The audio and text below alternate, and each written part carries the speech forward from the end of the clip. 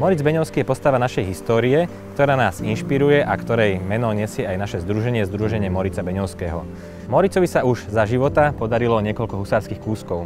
Komunikoval napríklad s Georgeom Washingtonom v čase, keď sa bojovalo o americkú nezávislosť. Podarilo sa mu utiec z doživotného vyhnanstva z Kamčatky. Král Francúzska Ludovít XVI mu udelil hodnosť francúzskeho generála. O Moritzovi Beňovskom sme ako združenie natočili niekoľko dokumentárnych filmov, vydali sme niekoľko kníh. Možno neuveríte, ale komiks o Moritzovi Beňovskom vydali Japonci v takejto hrubej knihe. Preto sme sa aj my rozhodli vydať o Moritzovi Beňovskom komiks v slovenčine.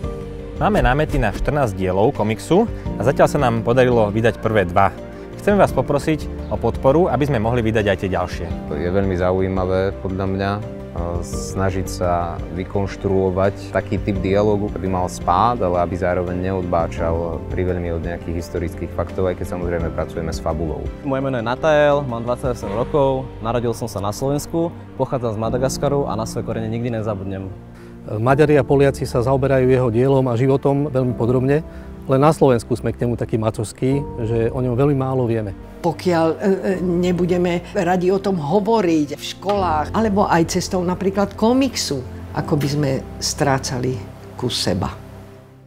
Keď som prvýkrát dostal úlohu spracovať Moritzov príbeh do komiksu, ma veľmi zaujalo, že to nie je len nejaká dvojmesačná jednorazovka, ale proste práca na dlhú trať. Možno, že vytvoríme najrozsiahlejšie dielo v rámci komiksovej histórii na Slovensku.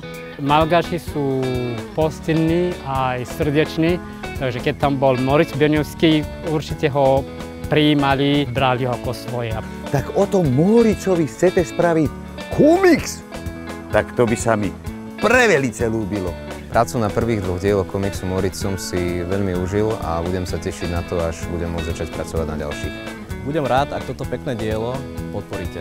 Pomôžte mi zilustrovať Moritzov príbeh z Londýna, Ruska alebo z Madagaskaru. Budeme vďační za akúkoľvek vašu podporu, aby sme mohli vydať celkové dielo životopisu Moritza Beňovského, ktoré je založené na silnom príbehu, na autentickej historickej udalosti a ktoré je dokreslené špičkovými ilustrátormi. Podporte naše spoločné dielo. Ďakujeme vám.